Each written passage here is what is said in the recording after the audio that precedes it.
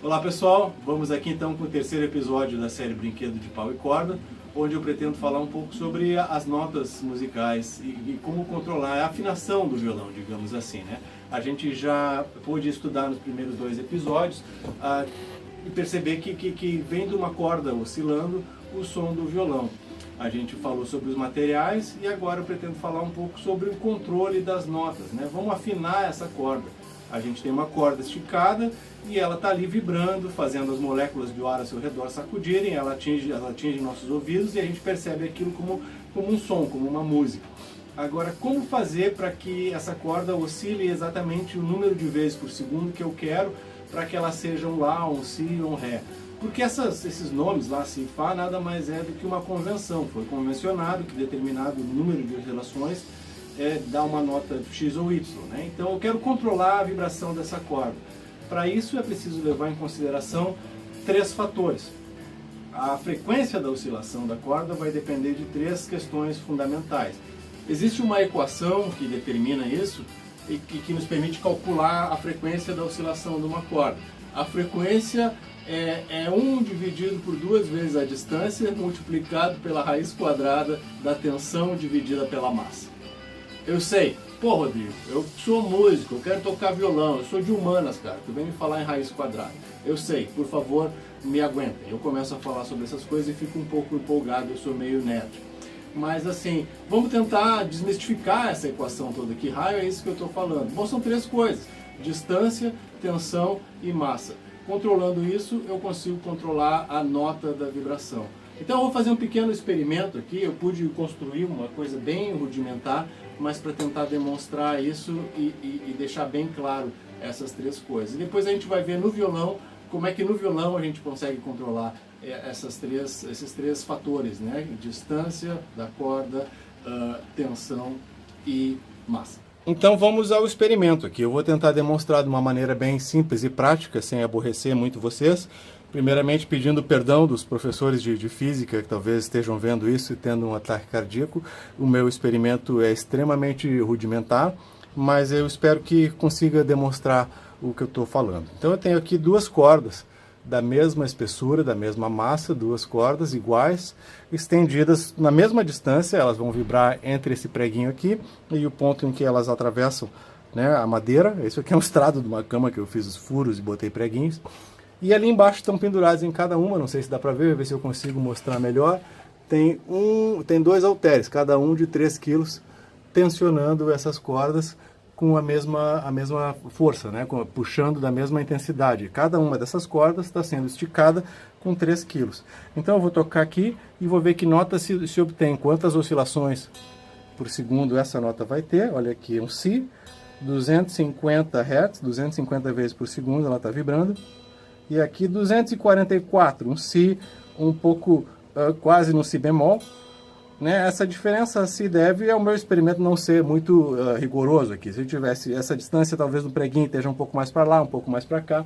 Então assim eu justifico essa pequena disparidade, mas ainda assim está bem razoável, né? 245 para 250, 251 Hz.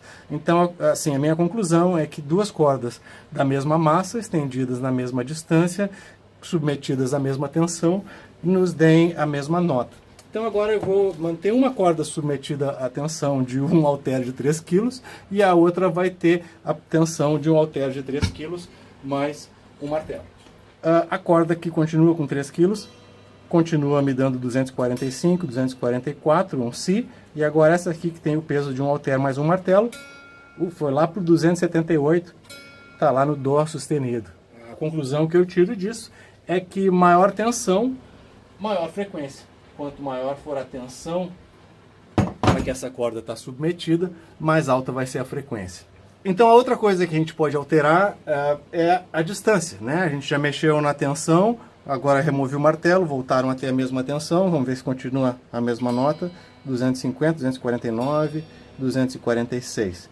O que eu vou fazer agora é mexer na distância, eu vou pegar uma das cordas e interromper ela aqui, mais ou menos na metade, né?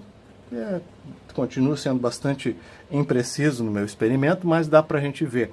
Agora, a corda que continua vibrando a mesma distância, com a mesma tensão de 3 kg, está me dando os mesmos 248, 250 Hz aproximadamente. Já essa aqui, que está com a metade da distância,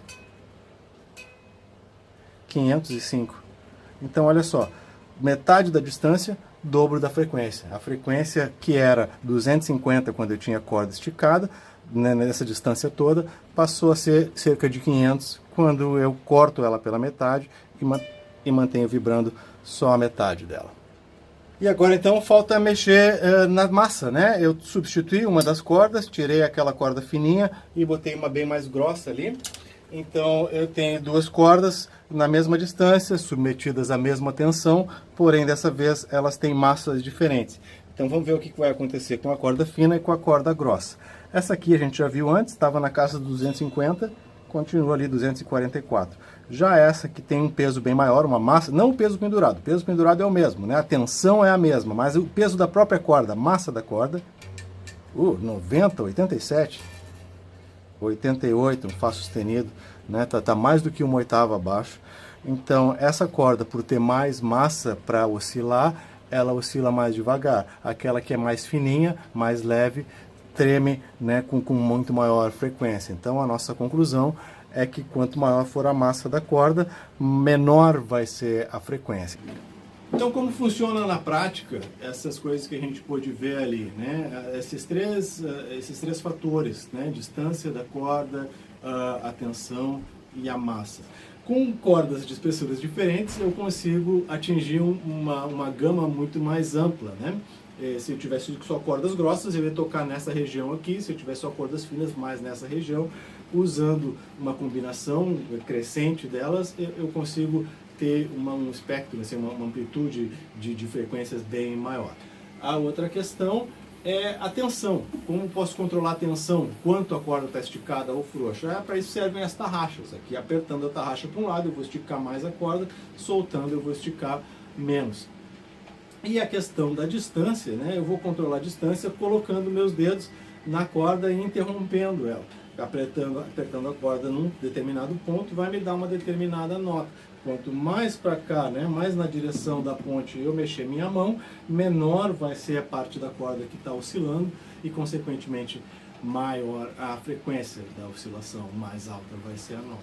Então essas são, na prática, as formas que me permitem afinar, fazer com que aquela corda que está esticada tenha uma frequência específica, controlando a escolha da espessura das cordas, controlando o quanto elas vão estar sendo tensionadas e usando meus dedos para diminuir a distância da vibração.